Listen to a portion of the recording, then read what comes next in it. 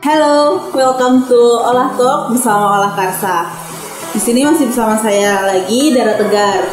Nah, di Olah Talk kali ini kita kedatangan tamu spesial juga nih. Di samping saya ada Kang Ihsan. Halo Kang Ihsan. Selamat sore. Sore Kang. Gimana kabarnya nih Kang? Alhamdulillah baik. Alhamdulillah. Makasih ya Kang udah mau hadir di Olah Karsa Lab ini. Mungkin lagi hujan juga nih Kang. Gak kehujanan kan tadi Kang kesini? Hujanan sih sedikit. Sedikit ya. Ya udah. Pokoknya makasih bisa hadir ke sini. Mungkin kita bakal ngobrol-ngobrol nih. Buat teman-teman, Kang Ihsan ini adalah fasilitator program di Human Initiative. Nah, nanti kita bakal ngobrol-ngobrol lebih lanjut tentang Human Initiative itu apa, terus kegiatan-kegiatan Kang Ihsan juga gitu. Oke, mungkin bisa diawali nih, Human Initiative itu apa sih Kang gitu? Untuk Human Initiative sendiri itu ialah lembaga kemanusiaan yang diakui oleh Kementerian Sosial pada tahun 2014. Itu SK-nya udah ada nomor 77, dan organisasi PKPU ini ataupun yang sekarang bisa dibilang Human Initiative adalah lembaga yang terdaftar di NGO nasional juga dan di internasional juga yang diakui oleh PBB, yang mana berfokus pada kemanusiaan gitu kan, yang mana karena pada dasarnya Human Initiative ini adalah lembaga kemanusiaan seperti itu, sebagai deskripsi profil Human Initiative. Jadi bergerak di bidang kemanusiaan ya. Nah, program-programnya apa nih Kang? Untuk secara secara detailnya untuk programnya itu dibagi menjadi 4 bagian. Yang pertama ada program pemberdayaan, yang kedua ada program anak, mungkin di sini bisa kita lihat. Yang ketiga kita ada berfokus kepada pengembangan ekonomi, dan yang keempat kita berfokus kepada bencana dan kesehatan. Kelima. Oh, ada 5. Ada 5. Oke, itu kegiatan-kegiatannya mungkin bisa dijelasin juga sedikit. Untuk secara kegiatannya, untuk yang contoh salah satu pemberdayaan, kita terbagi menjadi beberapa kegiatan. Yang terfokus di Human Initiative ialah pemberdayaan masyarakat di desa, di desa daerah Subang, dan yang di daerah Bandungnya itu ada di daerah Cimenyan, yaitu program KMP, program multi penghasilan, dan yang terbaru ada di daerah Kiara Condong, itu program ketahanan pangan. Itu program dari bidang pemberdayaan dan development. Kalau di program kebencanaan itu ada program yang namanya programnya kalau di kebencanaan itu ketika ada bencana aja gitu kan. Contoh sekarang ada bencana di Garut dan Sukabumi, itu dari tim Human Initiative kita diturunkan untuk datang langsung ke sana kan, untuk membantu masyarakat di sana gitu kan. Nah, untuk program dari anaknya sendiri kan ada bagian khusus anak ya. Kita membuka home, rumah home gitu. Rumah home ini rumah tuh home ya. Rumah itu home bukan. Nah, jadi program home ini adalah program pemberdayaan untuk anak, anak yang notabene tidak mampu. Jadi di sana anak-anak yang tidak mampu ini belajar dan mereka mengapresiasikan diri itu untuk berkembang, dan kita ada program di sana. Nah, itu untuk daerah pelaksana programnya itu daerah Antapani. Antapani. Kalau di daerah Bandung gitu. Daerah Bandung. Mungkin itu sekilas programnya ya. Berarti kalau yang pemberdayaan itu di desa gitu ya, memanfaatkan potensi desa juga gitu kan. Kalau Kang Ihsan sendiri fasilitator di mana aja nih Kang? Kalau saya itu di Human Initiative ini menjadi dua project. Dua project. Yang pertama itu project pelatihan kewirausahaan, itu dengan CSR Bank BJB, yang mana pelatihan kewirausahaan ini bertujuan untuk mengembangkan soft skill atau kemampuan masyarakat yang tidak mampu. Dan itu pelatihannya dilaksanakan di kantor Human Initiative, yang mana pelatihan kewirausahaan ini terbagi menjadi 5 pelatihan. Yang pertama ada pelatihan tata boga, yang kedua ada pelatihan tata busana, yang ketiga ada pelatihan barista, yang keempat ada pelatihan tata rias, yang kelima ada pelatihan barbershop. Alhamdulillah untuk pesertanya sekitar ada 225 orang. Itu dari mana aja? Dari Jawa Barat. Jawa Barat. Cuman kebanyakan orang Bandung sih. Orang Bandung dan Bandung Raya. Orang luarnya cuma sedikit sih, paling dari Pangandaran, orang Garut, dan lain-lain gitu kan. Nah, itu program yang saya pegang juga di Human Initiative. Dan yang keduanya adalah program pengembangan ekowisata. Oh, ekowisata. Program pengembangan ekowisata ini adalah di Desa Kampung Adat Bancai yang berada di Subang. Subangnya nggak terlalu jauh di daerah Ciater, jadi masih masuk kecamatan Ciater. Nah, untuk pengembangan ekowisata ini kita udah berjalan selama 3 tahun sampai tahun ini. Dimulai dari tahun 2018. Untuk social mappingnya sendiri dimulai tahun 2017. Tadi juga ada ke Bank BJB, berarti kolaborasi dengan berbagai pihak juga ya Kang ya? Nah, untuk Human Initiative ini kita mempunyai beberapa donatur CSR yang terutama Bank BJB dan Aqua yang emang di sini saya yang ngelolanya gitu kan, ikut mengelolanya dan ikut terjun di lapangannya sebagai fasilitator gitu kan, dalam menggerakkan di lapangannya gitu kan. Kalau yang di Subang ini kan ekowisata ya Kang ya, berarti sampai sekarang juga masih berlanjut terus. Dan programnya itu seperti apa Kang? Untuk program di Kampung Adat Bancai ini, karena pada dasarnya program ini ialah program pemberdayaan ekonomi yang berbasis kearifan lokal. Kearifan lokal di sini ialah bagaimana kita sebagai mitra dari Kampung Adat Bancai dan mitra dari CSR Aqua mengembangkan potensi dari budaya, keseniannya dan alam yang ada di sana. Karena pada dasarnya Kampung Adat Bancai ini secara letak geografisnya ada di atas, di atas permukaan Ciaternya itu sendiri, maksudnya di atas permukaan kota Subang, yang mana ini sangat berpotensi untuk menjadi sebuah ekowisata yang berbasis kearifan lokal, gitu kan? Karena pada dasarnya masyarakatnya masih kental dengan budaya Sundanya di sana itu yang menjadi hal yang menarik untuk dikembangkan, gitu kan? Berarti yang terlibat juga memang masyarakat itu sendiri gitu. Betul. Dan yang terlibat tuh di sana kami dari Human Initiative itu membentuk kelompok penggerak pariwisata. Pada dasarnya jadi pada dasarnya program kita itu berfokus kepada pengembangan kelompok penggerak pariwisata ini untuk mengembangkan desa tersebut. Karena nggak mungkin lah semua masyarakatnya kita bina juga kan. Nggak akan kita nggak akan kewadahan sama kita hanya seperti itu sih. Ini ada kelompoknya yang bisa menggerakkan gitu ya Kang ya. Terus kalau apa ya? Program ya tadi belum ya? Program. Untuk programnya itu sendiri dari Human Initiative di Kampung Adat Bancai itu yang pertama ada penguatan kelembagaan. Penguatan kelembagaan ini berfokus kepada kelompok penggerak pariwisata ini. Bagaimana kelompok pariwisata ini bisa mengembangkan desanya dan nantinya goalsnya itu bisa menjadi kelompok penggerak pariwisata yang mandiri, bisa mencari uang sendiri, bisa mencari penghasilan sendiri. Nah, penghasilan ini buat apa? Buat masukan mereka sendiri juga. Di sisi lain untuk pengembangan ekonomi masyarakat juga gitu kan. Yang keduanya ada sosialisasi dan edukasi kepada warga.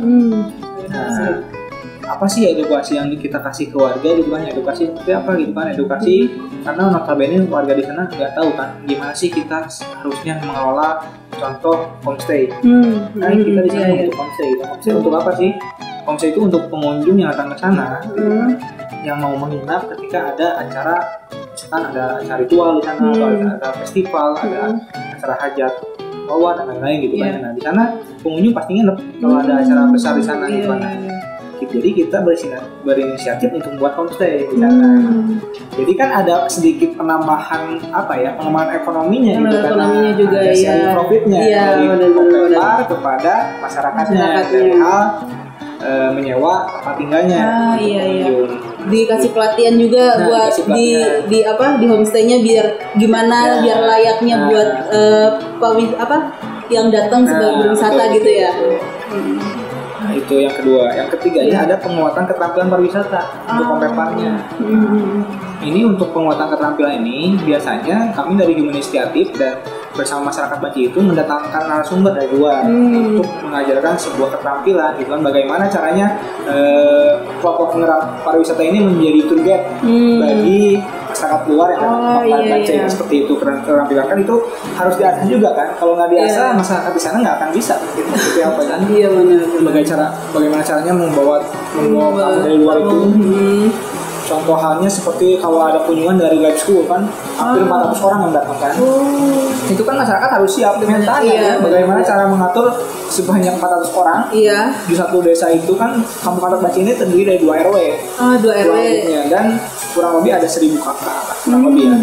Kalau nggak salah ada 1000-an lah, nggak lebih dari 2000. Gitu kan. Misalnya jadi motor dari penggerak Kampung Adat Banci ini adalah kelompok penggerak pariwisata itu sendiri. Kurang lebih pengurusnya ada 35 orang. Nah, program selanjutnya adalah program revitalisasi kawasan ekowisata. Nah, berfokus kepada di sana tuh ada yang namanya wisata curug. Nah, ada curug Bentang, gitu kan, ada Lewi Lawan. Nah, di sana kita bagaimana kelompok penggerak pariwisata ini bisa mengelolanya supaya pengunjung yang datang ke sana bisa terasa bahwa nuansa Kampung Adat Banci itu luar biasa gitu kan, indahnya gitu kan, karena pada dasarnya saya datang ke sana pun dengan melihat wisata alamnya di sana cukup luar biasa gitu kan. Ini berpotensi banget gitu kan, untuk pengunjung yang datang hadir di sana untuk melihat langsung gitu kan, seperti itu. Nah, yang ketiga yang berapa ya? Yang kelima ya. Ada Kapiti building gitu, kompeper itu rekreasi aja gitu kan ya, kayak one gitu supaya membawa anak-anak kompepernya bisa asik. Biar kompak. Biar kompak betul.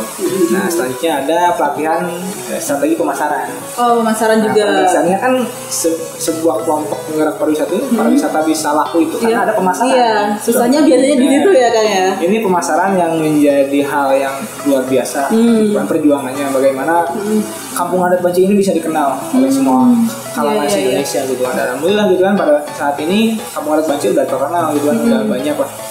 Untuk tahun 2019 kemarin aja pengunjung yang datang ke Kampung Adat Banci itu hampir 3.000 orang. Wah, setahun itu.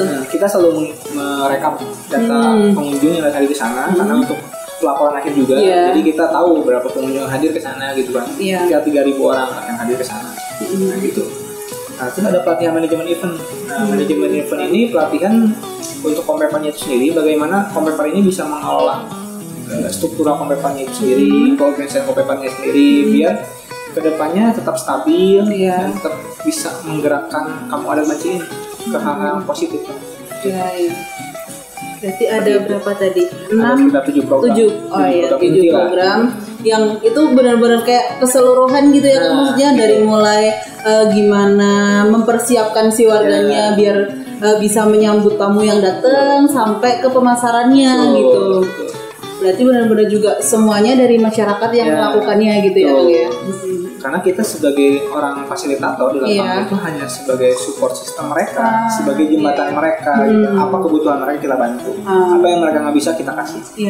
Itu perannya sebagai fasilitator tuh gimana aja tuh Kang? Perannya sebagai fasilitatornya pada intinya sebagai jembatan sih. Jembatan antara kami di Human Initiative ini sebagai mitra Aqua. Ini mempunyai sebuah kewajiban untuk memberikan anggaran CSR-nya kepada masyarakat. Karena pada dasarnya Kampung Adat Banci ini ada di ring 2. Ring 2-nya Aqua. Ini hal yang luar biasa nih, Aqua bisa memberikan dana CSR ke ring 2. Biasanya kalau CSR itu memberikan anggaran itu kepada ring 1 aja. Lokasi yang mana ada di daerah perusahaan tersebut. Nah, ini Kampung Adat Banci alhamdulillah gitu kan, walaupun ada di ring 2 yang notabene cukup lumayan jauh ke perusahaan Aqua, tapi bisa terus disupport sama Aqua. Nah, ini yang menjadi hal yang luar biasa karena Aqua melihat potensi Kampung Adat Banci yang luar biasa gitu kan, potensi alamnya sih pada intinya itu. Terus kan kalau ekowisata berarti kan banyak turis yang masuk gitu biasanya. Nah, kalau sekarang kan lagi Covid nih Kang. Nah, gimana nih dampaknya sampai ke situ? Nah, untuk dampak dari program ekowisata ini di masa sekarang kan pandemi Covid-19 ini cukup drastis gitu kan, pengunjung yang hadir ke sana. Karena pada dasarnya kita pun biasanya pengunjung yang hadir ke sana itu banyak ketika kita mengadakan acara ruatan bumi.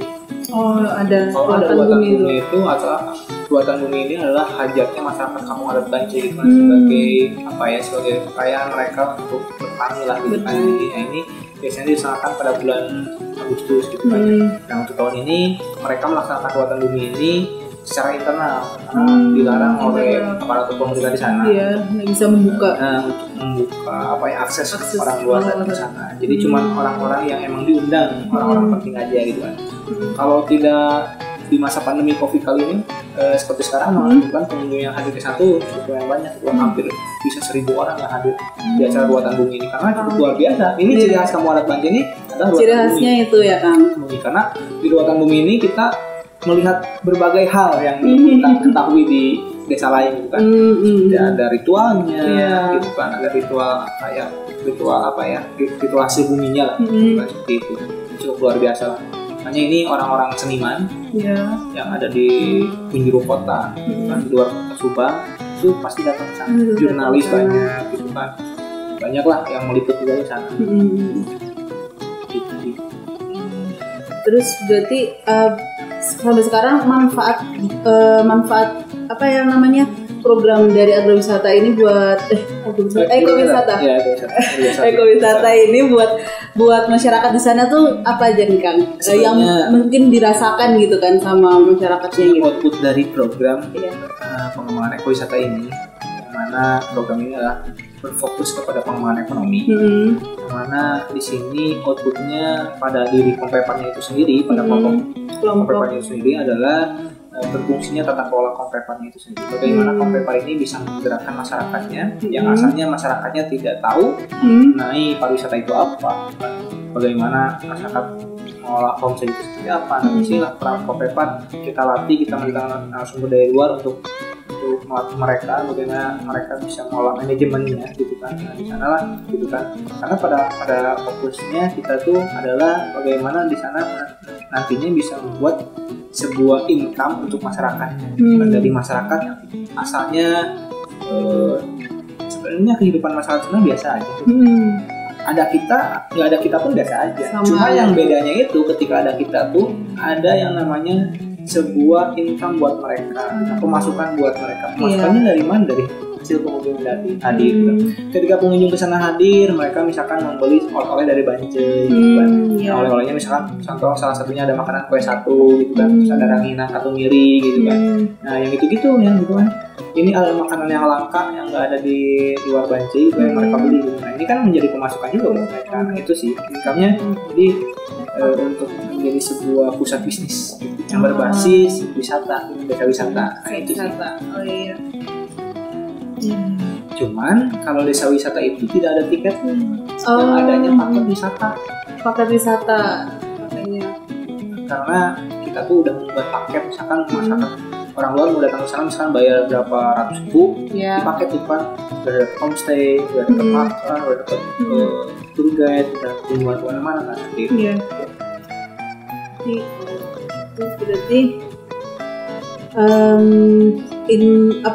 outputnya itu income buat masyarakat gitu ya kan, dan juga buat ya intinya memberdayakan masyarakat kan, membuat masyarakat bisa lebih sadar juga akan potensinya, terus jadi bisa berkembang, terus dikenal juga gitu ya Kang ya. Nah dalam melaksanakan program gitu kan biasanya ada hambatan tersendiri, apalagi di masyarakat gitu kan ya.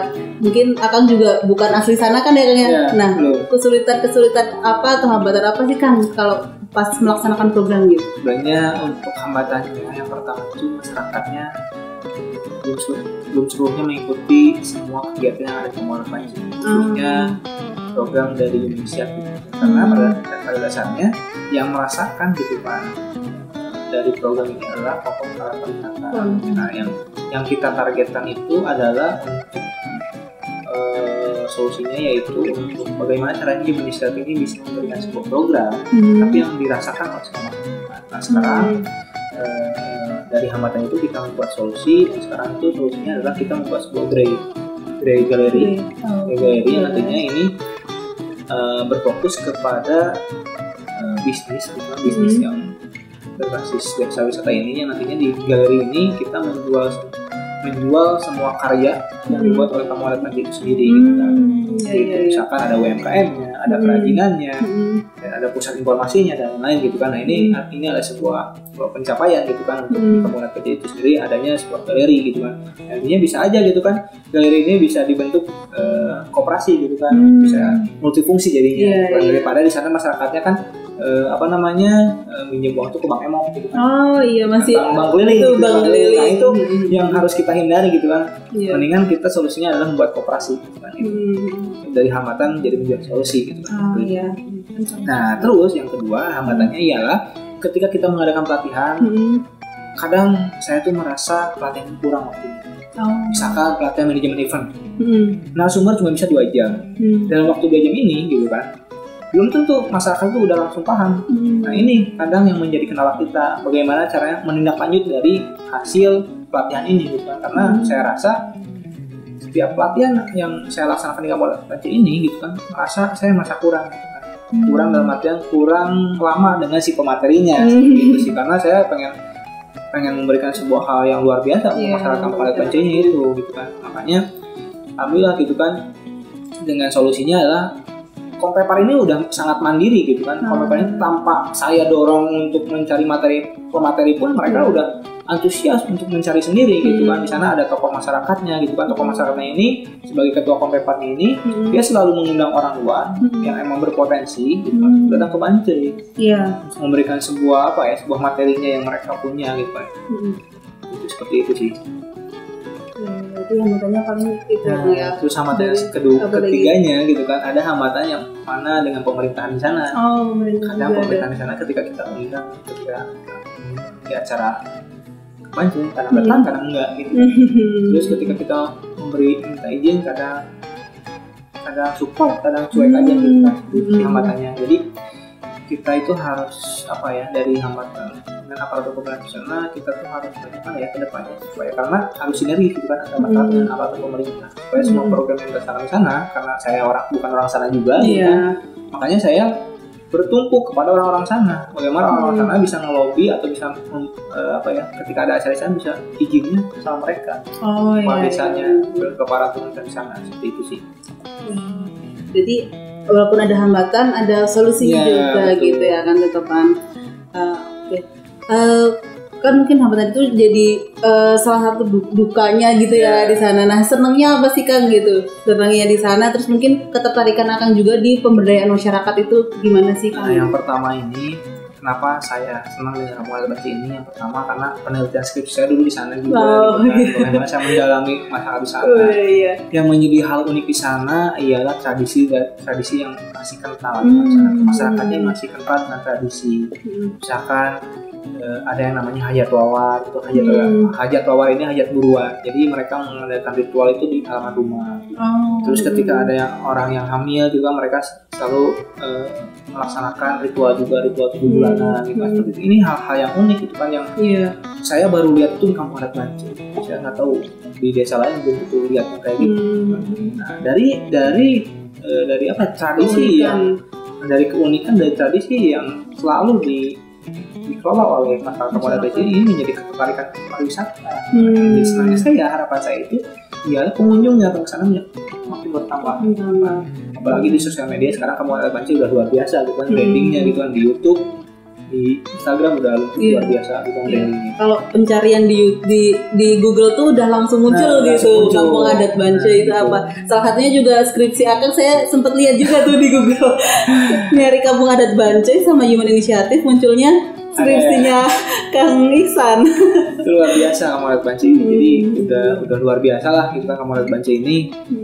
Menjadi menjadi primadona dari masyarakat Subang saat ini gitu kan. Karena ini menjadi hal yang unik gitu kan, karena masyarakatnya masih gotong royong, masih kuat. Ketika kita mengadakan ruatan bumi contohnya, masyarakatnya semuanya ikut serta. Ada udunan juga, ada udunan masyarakat saling membantu satu sama lain. Nah ini hajat ruatan bumi ini hal yang wajib kalau di Kampung Adat Bancai, harus dilaksanakan setiap tahunnya di bulan Agustus. Di bulan Agustus. Berarti udah lewat kemarin ya? Udah lewat, kalau kalian di sana kemarin ramai, luar biasa. Mantap. Oke, mungkin yang selanjutnya nih Kang, kan Kang Ihsan juga sudah berapa lama di Human Initiative? Udah kurang lebih 3 tahun sih. 3 tahun ya, dan di bidang pemberdayaan masyarakat lebih ya ke situ. Nah mungkin Akang punya apa pesan atau apa ya harapan buat para pegiat di community development, di pemberdayaan masyarakat atau yang minat ke situ gitu Kang? Ya. Untuk apa ya? Untuk harapannya ya. Iya, harapan sama pesannya lah. Harapannya pesan gitu kan. Ketika saya aktif di Human Initiative ini, saya berlandaskan sebagai volunteer dulunya. Ketika menjadi volunteer, saya alhamdulillah ada tindak lanjut dari manajemen kantor dan saya menjadi fasilitator langsung setelah menjadi volunteer. Dan di sini saya berfokus kepada pengembangan ekonomi masyarakat. Nah, di sini harapannya ialah bagaimana caranya kita sebagai fasilitator di lapangan itu bisa mendorong masyarakatnya, gitu. Mengkolaborasikan antara kemauan masyarakat dengan kemauan dari manajemen kantor, yang terutama kepada donatur CSR-nya pada dasarnya gitu. Karena dari CSR-nya itu sendiri gitu kan memberikan sebuah anggaran CSR ini kepada mitra kita, terutama Human Initiative ini adalah untuk mendorong gitu kan ekonomi masyarakat di sana. Gitu. Karena ada di undang-undang juga kan sekarang perusahaan harus memberikan berapa persen gitu kan, kepada masyarakat, perusahaan gitu. Jadi harapan saya untuk penggiat masyarakat, penggiat komunitas penggiat komunitas yang berfokus kepada pengembangan masyarakat, ya ayo terus bergerak gitu kan, karena pengembangan masyarakat ini tidak bisa dilaksanakan 1 tahun atau 2 tahun. Ini minimal 3 sampai 4 tahun. Nah, kalau 1 tahun sampai 2 tahun ini nggak akan kerasa pengembangannya. Grafik pengembangan sebuah desanya itu tidak akan kerasa. Minimal 4 tahun sampai 5 tahun. Karena ketika mitra NGO lembaga kemanusiaan ini memberikan apa ya proper kepada CSR itu minimal MOU 5 tahun. Minimal 5 tahun dalam pengerjaan sebuah pengembangan desa. Nah ini hal yang minimal mungkinnya 5 tahun untuk mengembangkan sebuah desa ini, karena kalau 1, 2 sampai 3 tahun mah itu rasa kurang. Saya pun melihat sekarang di Kabupaten Banci ini sangat kurang, masih banyak apa ya kekurangannya dalam hal infrastrukturnya belum terjaga gitu kan, support sistem di Kabupaten belum terjaga gitu. Ini yang menjadi hal yang kurang, masih banyak PR lah yang harus dikerjakan. Padahal kita dari Indonesia ini udah 3 tahun di sana. Terutama ini berfokus kepada yang masih kurang itu dalam hal struktural dari kelompok penggerak pariwisata ini. Bagaimana mereka itu bisa konsisten dan bisa ada regenerasi, itu yang harus dipikirkan gitu kan. Jadi biar berkelanjutan. Nah, biar berkelanjutan itu yang menjadi PR besar dari kita penggiat pengembangan masyarakat itu sih. Bagaimana masyarakat ini goalsnya itu bisa mandiri. Oh iya benar. Ketika kita udah beres MOU dengan mereka selama 5 tahun ini, bagaimana mereka mandiri juga nantinya gitu. Sendiri gitu ya. Gitu. Seperti itu sih harapannya. Ayo terus bergerak gitu kan buat teman-teman yang emang ingin dan mempunyai hati yang tulus gitu kan, karena menjalankan atau bekerja di dunia pengembangan masyarakat ini harus mempunyai hati dan nurani gitu kan, hati nurani yang tulus gitu kan. Nggak bisa dipaksakan. Seseorang nggak bisa dipaksakan untuk bergerak di bidang ini, karena cukup berat juga. Kita ada di lapangan loh dengan masyarakat, dengan berbeda-beda kultur gitu kan. Kita orang luar datang ke desa lain kan belum tahu kultur mereka seperti apa, seperti itu sih. Makanya disitulah gitu kan fungsi sosial kita harus tetap berjalan gitu. Bagaimana kita bisa beradaptasi dengan mereka, bisa menghargai adat dan budaya di sana gitu kan. Contoh halnya saya sebagai fasilitator di Kabupaten Banci ini didorong untuk bisa mengkolaborasikan nilai-nilai adat di sana, gitu, budaya di sana, gitu kan, kesenian bahkan alam sekitar di sana, gitu kan. Bagaimana potensi di Kabupaten Banci ini terus bisa dikelola, gitu kan. Aktivitas yang dilakukan fokus pada pendampingan masyarakat, gitu kan. Promosi, saya membutuhkan promosi kita sebagai fasilitator, hingga pelatihan-pelatihan, gitu kan. Kita harus memberikan kepada masyarakat. Nah ini hal-hal yang penting. Kalau teman-teman misalkan siapapun itu yang memang ingin berfokus pada pengembangan masyarakat, seperti itu sih.